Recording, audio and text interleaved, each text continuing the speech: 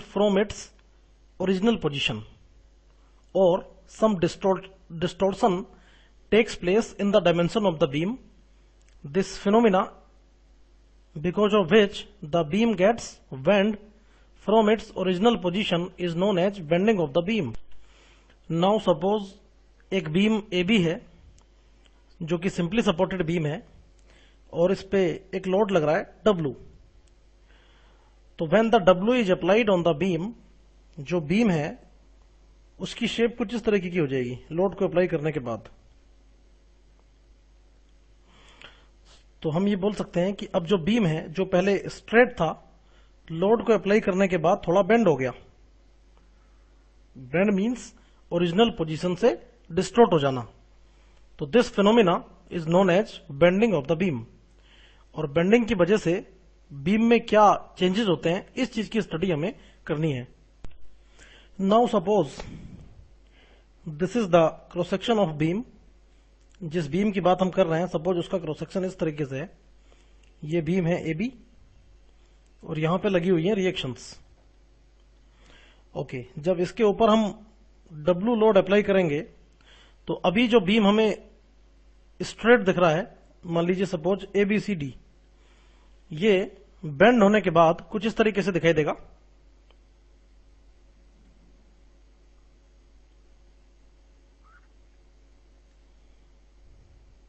Like this. तो this phenomena is known as bending. अब मान लीजिए कि जब बीम बेंड नहीं हुआ था तब कुछ इस तरीके का था. ये जो एरिया ऑफ क्रॉस सेक्शन आप देख रहे हैं, ये बिफोर बेंडिंग है. जब बीम पे कोई लोड अप्लाई नहीं हो रहा है तो बीम का area of cross section will be straight. और ये है बीम का सेंट्रोइडल एक्सिस जो उसके सेंट्रोइड से पास कर रहा है, इसको बोलेंगे CG.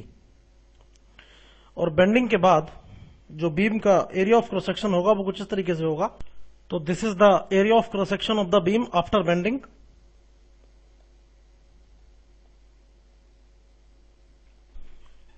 तो जैसा कि हम देख पा रहे हैं, जब बीम बेंड नहीं हुआ था तब वो एक स्ट्रेट फॉर्म में था. और बेंडिंग के बाद हम देख पा रहे हैं कि बीम का जो सेंट्रोइडल एक्सिस के ऊपर का पोर्शन है, ये जो पोर्शन है, इसकी लेंथ में कुछ कंप्रेशन आ गया है इस तरीके से. और जो बीम के सेंट्रोइडल एक्सिस के नीचे का पोर्शन है, ये वाला पोर्शन, ये कुछ एक्सपेंड कर गया है इस तरीके से. This is expanding and the portion above the centroidal axis is getting compressed. Here compression, and here some extension is taking place because of bending. तो जैसा कि हम जानते हैं कि जब भी किसी बॉडी की लेंथ में चेंज होता है उसमें एक स्ट्रेन डेवलप होता है. तो हम बोल सकते हैं यहां पे कि सेंट्रोइडल एक्सिस के जो ऊपर का पोर्शन है उसमें कंप्रेसिव स्ट्रेन, और जो सेंट्रोइडल एक्सिस के नीचे का पोर्शन है उसमें डेवलप होगा टेंसाइल स्ट्रेन. और strain is directly proportional to stress according to Hooke's law. तो हम बोल सकते हैं कि जो सेंट्रोइडल एक्सिस के ऊपर का पोर्शन है, ये वाला, यहां पे डेवलप हो जाएगा एक कंप्रेसिव स्ट्रेस, क्योंकि यहां की लेंथ कम हो जा रही है. और जो ये वाला पोर्शन है जो कि सेंट्रोइडल एक्सिस के नीचे का है, इसमें डेवलप होगा एक टेंसाइल स्ट्रेस, जो कि इस पोर्शन की लेंथ इंक्रीज कर जा रही है. तो इन दोनों सिग्मा को, यानी कि जो कंप्रेसिव और टेंसाइल स्ट्रेस डेवलप हो रहे हैं, कंप्रेसिव एंड टेंसाइल स्ट्रेसेस, इनको कंबाइंड फॉर्म में बोला जाता है bending stresses, because these stresses are taking place because of bending of the beam. और इन्हीं बेंडिंग स्ट्रेसेस को हमें कैलकुलेट करना है कि ये बेंडिंग स्ट्रेस की वैल्यू क्या होती है और किन फैक्टर्स पे ये डिपेंड करते हैं. तो this is all the effect of bending of beam. अब यहां पे एक चीज है कि ये जो सेंट्रोइडल एक्सिस का पोर्शन है, ये वाला, हम बोल रहे हैं कि इसके ऊपर का पोर्शन तो डिक्रीज, लेंथ में डिक्रीज हो रहा है और इसके नीचे का पोर्शन की लेंथ इंक्रीज कर जा रही है. बट जो सेंट्रोइडल एक्सिस के ऊपर लाई करने वाला पोर्शन है, दिस पोर्शन, इसकी लेंथ में कोई फर्क नहीं होता. इसलिए सेंट्रोइडल एक्सिस का एक और नाम होता है, इसको बोलते हैं न्यूट्रल एक्सिस। क्योंकि इसकी लेंथ में कोई फर्क नहीं है तो यहां कोई स्ट्रेन डेवलप नहीं हो रही है, और अगर कोई स्ट्रेन नहीं है तो यहां पे कोई स्ट्रेस भी डेवलप नहीं होगा। तो बिकॉज न्यूट्रल या सेंट्रोइडल एक्सिस के ऊपर कोई स्ट्रेस डेवलप नहीं होता, that's why it is known as neutral axis, और यहां पे स्ट्रेस की वैल्यू होती है 0। तो हम बोल सकते हैं कि न्यूट्रल एक्सिस के ऊपर कंप्रेसिव और नीचे टेंसाइल स्ट्रेस डेवलप होता है because of bending. Now suppose हम कंसीडर कर रहे हैं एक बीम जिसका एरिया ऑफ क्रॉस सेक्शन हम देख रहे हैं, और जो रेड लाइन से शो हो रहा है that is it's neutral axis. अब मान लीजिए बीम के ऊपर हम 2 लेयर कंसीडर करते हैं इसके एरिया ऑफ क्रॉस सेक्शन में। एक लेयर तो हम मान के चल रहे हैं ए बी, जो कि लाई कर रही है जस्ट न्यूट्रल एक्सिस के ऊपर ए बी, और एक लेयर हम बीम के न्यूट्रल एक्सिस के ऊपर कंसीडर करके चल रहे हैं, मान लीजिए सी डी सपोज, और जो कि ए बी के पैरेलल एंड इक्वल है, दोनों की लेंथ इक्वल, और इन दोनों लेयर्स के बीच की डिस्टेंस सपोज स्मॉल वाई है। तो मान लीजिए बेंडिंग के बाद कुछ इस तरह का शेप बीम का हो जाता है, बेंडिंग के बाद इस तरह का शेप बीम का हो जाएगा। तो जो 2 लेयर हमने कंसीडर की थी, जैसा कि हम देख पा रहे हैं न्यूट्रल एक्सिस के ऊपर ए बी, ये मान लीजिए बाद में हो जाती है a dash B dash, suppose a b से डिस्टॉर्ट होकर ये हो गई ए डैश बी डैश, और जो लेयर सी डी थी ये सी डी से डिस्टॉर्ट होकर बन गई C dash D dash, suppose C dash D dash, और दोनों के बीच की distance again it will be Y. तो हम देख पा रहे हैं कि जब बीम कर्व शेप में आ रहा है तो ए डैश बी डैश की लेंथ में तो कोई चेंज नहीं होगा, A dash B dash will be equal to A B because it is lying on neutral axis. लेकिन जो सी डैश डी डैश वाली लेयर है, because that is lying on lying above from neutral axis, it will get deformed, और we can say it will get compressed. तो C dash D dash will be less than, it will be less than C D, इसकी length कम हो जाएगी। तो now suppose हम क्या करें कि ये जो arc A dash B dash और सी डैश डी डैश बन रही हैं, इनका सेंटर हम लोकेट करते हैं सपोज इस तरीके से।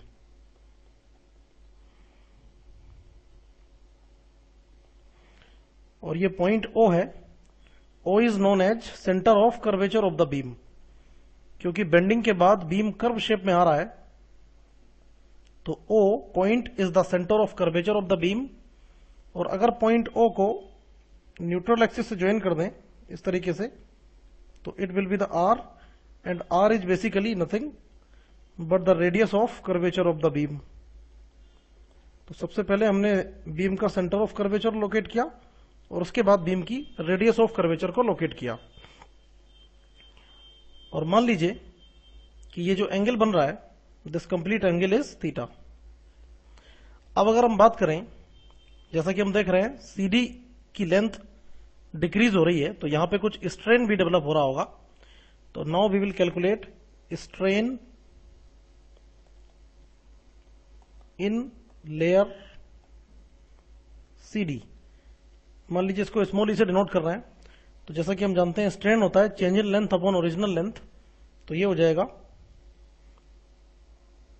सी D minus C dash D dash change in length upon original length, and this will be equal to, because C D is equal to A B, so it will be A B minus C dash D dash upon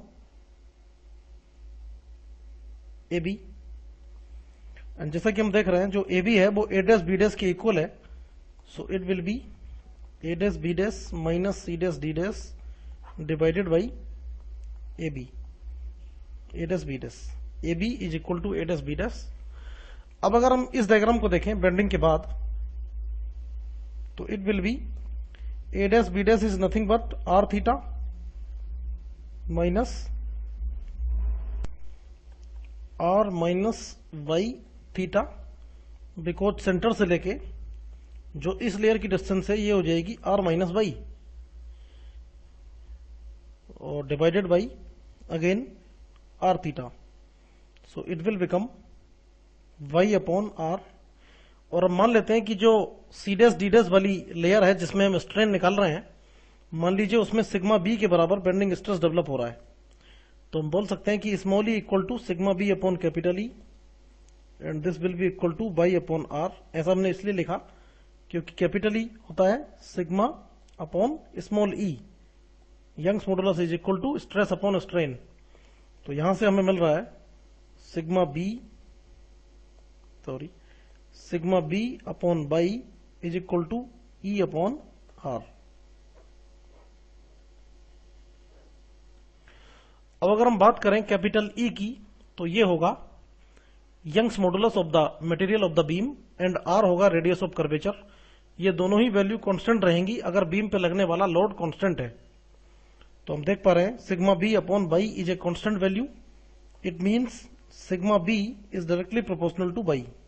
और इसका मतलब ये हुआ कि beam की किसी layer में develop होने वाला जो स्ट्रेस होता है वो उस लेयर की न्यूट्रल एक्सिस से डिस्टेंस के डायरेक्टली प्रोपोर्शनल होगा।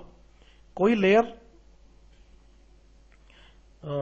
हम कह सकते हैं जितना ज्यादा दूर होगी न्यूट्रल एक्सिस से उस पर उतना ही ज्यादा बेंडिंग स्ट्रेस डेवलप होगा, और कोई लेयर जितना कम दूर रहेगी न्यूट्रल एक्सिस से उस पर उतना ही कम बेंडिंग स्ट्रेस डेवलप होगा। तो इस एक्सप्रेशन को देख के हम बता सकते हैं कि जो मैक्सिमम बेंडिंग स्ट्रेस होता है ये होगा टॉप सरफेसेस के ऊपर, क्योंकि जो टॉप सरफेसेस हैं बीम की उनकी डिस्टेंस न्यूट्रल एक्सिस से सबसे ज्यादा है, और जो मिनिमम बेंडिंग स्ट्रेस होगा, मिनिमम बेंडिंग स्ट्रेस ये जस्ट न्यूट्रल एक्सिस के ऊपर होगा और जिसकी वैल्यू हो जाएगी 0 के बराबर, क्योंकि न्यूट्रल एक्सिस की लेयर में कोई भी चेंज नहीं आता है और इसकी वैल्यू हो जाएगी 0। सो this is the concept of bending stress.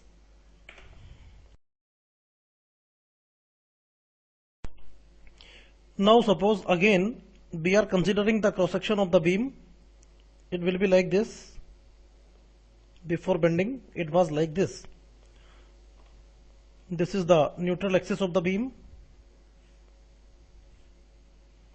and this is a layer which we have considered, on which we have calculated the stress sigma b, और ये डिस्टेंस हम मान लेते हैं सपोज स्मॉल y अगेन। और ये जो लेयर हमने कंसीडर की है जिसपे स्ट्रेस अभी हमने कैलकुलेट किया, मान लेते हैं this layer is an elemental part और इसका एरिया है सपोज डीए। तो जैसा कि हम देख रहे हैं ये जो लेयर सीडी है, मान लीजिए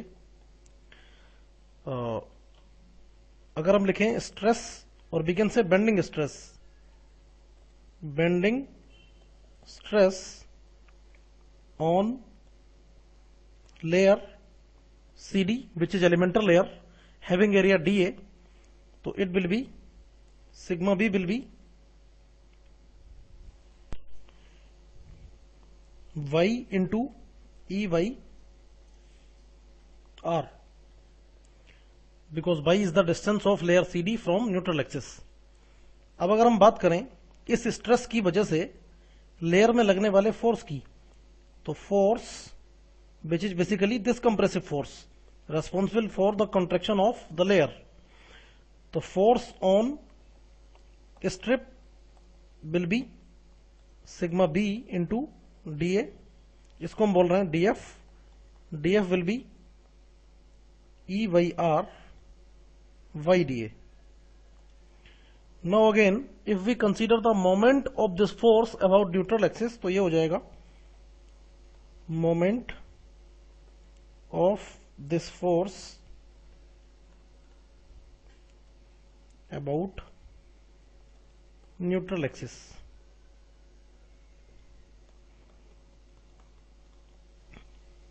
हम इसको लिख रहे हैं dm, तो ये हो जाएगा y इंटू df, क्योंकि df लग रहा है उस लेयर पे जिसे हम कंसीडर करके चल रहे हैं और उसकी डिस्टेंस न्यूट्रल एक्सिस से y है, तो dm will be we can say E by R y square dA। ये तो हुआ केवल एलिमेंटल जो लेयर है उसका, उस पे लगने वाले फोर्स का moment about neutral axis.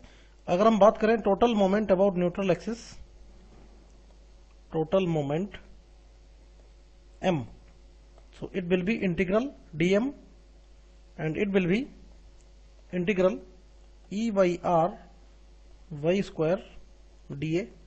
We know that E and R are constant, so this equation will be like this.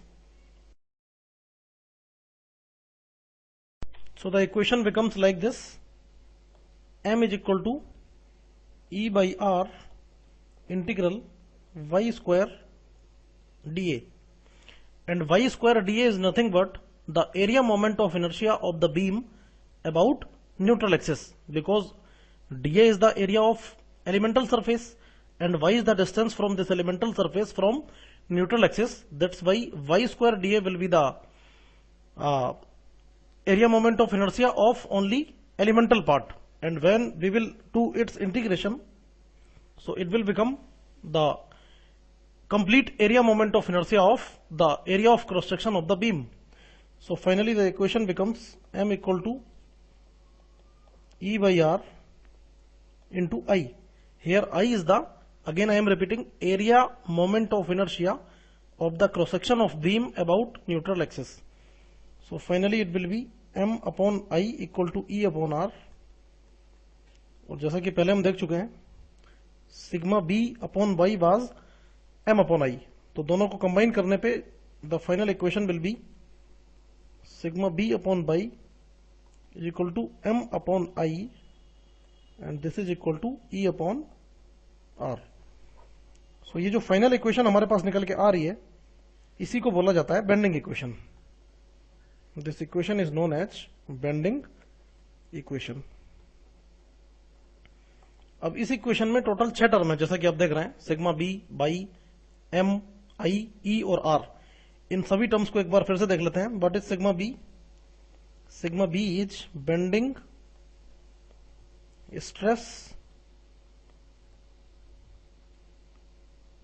On layer having distance y from neutral axis Na. तो ये तो हुई बात सिग्मा बी और Y दोनों की, sigma B and Y both are clear. उसके बाद अगर हम बात करें m, यहां पे हमने एक टर्म लिखा है m बेसिकली तब निकला जब हमने किसी लेयर पे लगने वाले फोर्स का, m है किसी लेयर पे लगने वाले फोर्स का मोमेंट अबाउट न्यूट्रल एक्सिस. तो यहां पे बेसिकली m होता है maximum bending moment induced in the beam due to applied load. Beam के ऊपर जो लोड लग रहे होते हैं उनकी वजह से जो मैक्सिमम बेंडिंग मोमेंट डेवलप होता है, ये बेंडिंग मोमेंट उसी तरीके से निकालेंगे जैसे हम एसएफडी और बीएमडी के केस में करते थे. तो जो मैक्सिमम बेंडिंग मोमेंट होगा उसकी वैल्यू होगी capital M. I is area moment of inertia about neutral axis. Again E, Young's modulus of material of the beam, and R is the radius of curvature of beam. So these are 6 terms and the equation becomes sigma B upon y equal to m upon I equal to E upon R. This is known as bending equation. Bending को समझने के लिए हम एक example consider कर रहे हैं. मान लीजिए कैंटिलीवर बीम है, जैसा कि हम देख पा रहे हैं. This is a cantilever beam जिसके फ्री एंड पे एक लोड लग रहा है 10 न्यूटन और इसकी लेंथ है 3 मीटर और this is the area of cross section of the beam. ये एक रेक्टेंगुलर बीम है जिसका एरिया ऑफ क्रॉस सेक्शन दिया हुआ है. इसकी विड्थ 10 सेंटीमीटर और इसकी डेप्थ दी हुई है 20 सेंटीमीटर. और हमें निकालना है इस बीम पे लगने वाला मैक्सिमम बेंडिंग स्ट्रेस. सपोज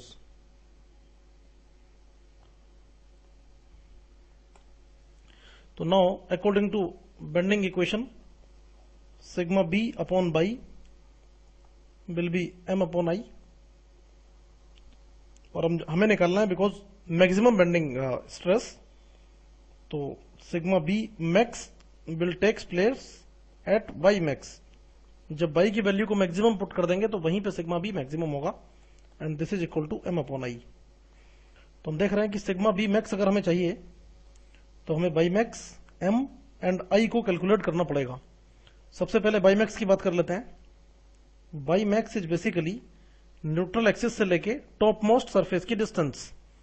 तो ये होगा इस बीम का न्यूट्रल एक्सिस जो कि सेंट्रोइड से पास करेगा, और यहां से यहां तक की डिस्टेंस हो जाएगी 10 सेंटीमीटर, जैसा कि हम देख पा रहे हैं।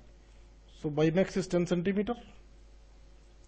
उसके बाद अगर बात करें एम होता है तो maximum bending moment due to applied load. तो मैक्सिमम बेंडिंग मोमेंट इस डायग्राम को देख के निकलेगा, ये जो लोड डायग्राम है। तो बिकॉज ये कैंटिलीवर बीम है और इसके फ्री एंड पे 10 न्यूटन का पॉइंट लोड लग रहा है, तो जब हम इसका बेंडिंग मोमेंट डायग्राम बनाएंगे तो मैक्सिमम बेंडिंग मोमेंट आएगा फिक्स एंड पे, और उसकी वैल्यू हो जाएगी 10 इंटू 3 यानी कि 30 newton metre.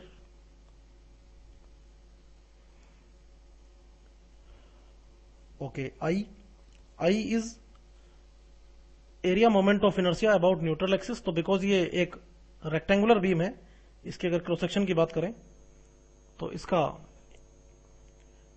Moment of inertia हो जाएगा बी डी क्यूब बाई 12। यहां पे बी की वैल्यू है 10 और डी की वैल्यू है 20, so it will be upon 12 and this is equal to 6666.67 centimetre to the power 4। इन सारी वैल्यूज को जब हम बेंडिंग इक्वेशन में पुट करेंगे तो हमें मिलेगा sigma B max will be sigma B max upon Y max, that is 10 centimetre, and this is equal to M is 30 newton metre. तो इसे कन्वर्ट कर लेंगे न्यूटन सेंटीमीटर में, तो 30 into 10 to the power 2 M upon I is this much. इसको evaluate करने पे we will get sigma B max equal to, it will be 4.5 newton per centimetre square. So this is the maximum bending stress induced in the beam. तो bending के questions में बस करना ये होगा कि हमें बीम पे लगने वाला मैक्सिमम बेंडिंग मोमेंट और उसका area of moment of inertia find out करना होगा इसके न्यूट्रल एक्सिस के अबाउट। तो लोड डायग्राम को देख के तो हम निकाल लेंगे, एक मिनट, लोड डायग्राम को देख के, ये जो लोड डायग्राम होता है इसको देख के निकाल लेंगे इसका, दिस लोड डायग्राम को देख के हम निकाल लेंगे इसका मैक्सिमम बेंडिंग मोमेंट, और एरिया ऑफ क्रॉस सेक्शन को देख के कैलकुलेट कर लेंगे इसका मोमेंट ऑफ इनर्शिया, और उसके बाद बेंडिंग इक्वेशन में पुट करके we will get the value of sigma B. अब एक चीज यहां पे है, यहां तो पूछा गया था मैक्सिमम बेंडिंग स्ट्रेस। अगर आपको y की वैल्यू दी हो कि न्यूट्रल एक्सिस से किसी डिस्टेंस दूर फाइंड आउट करिए what is the value of bending stress, तो y की वैल्यू को इस इक्वेशन में पुट करके you will get the required sigma be on any particular layer. Section modulus of beam is basically the bending strength of the beam against bending। मान लीजिए जो equation है वो ये है, sigma B upon Y equal to M upon I. यहां पे अगर हम बात करें वाई मैक्स तो ये हो जाएगा सिग्मा बी मैक्स। किसी बीम में डेवलप होने वाला bending stress it will be sigma B max equal to M Y max upon I, और this is equal to M upon I upon Y max. तो यहां पे ये जो टर्म आ रहा है I upon Y max, this is known as section modulus of the beam, और इसको रिप्रेजेंट करते हैं कैपिटल जेड से। तो it will be M upon Z. So Z is basically I upon Y max. I होगा beam का area moment of inertia उसके cross section का, और बाई मैक्स हो जाएगा न्यूट्रल एक्सिस से लेके टॉप मोस्ट सरफेस की डिस्टेंस। तो यहां पे हम देख पा रहे हैं कि जेड की वैल्यू जितनी ज्यादा रहेगी सिग्मा बी की वैल्यू उतनी ही कम हो जाएगी, और जेड की वैल्यू जितनी कम रहेगी सिग्मा बी उतना ही ज्यादा रहेगा। तो मतलब ये हुआ कि जिस बीम का जेड जितना ज्यादा होता है उसमें डेवलप होने वाला बेंडिंग स्ट्रेस उतना ही कम होता है। तो कहने का मतलब ये हुआ कि जिस बीम का सेक्शन मॉडुलस ज्यादा रहेगा उसमें बेंडिंग स्ट्रेस कम डेवलप होगा, यानी कि उसकी बेंडिंग स्ट्रेंथ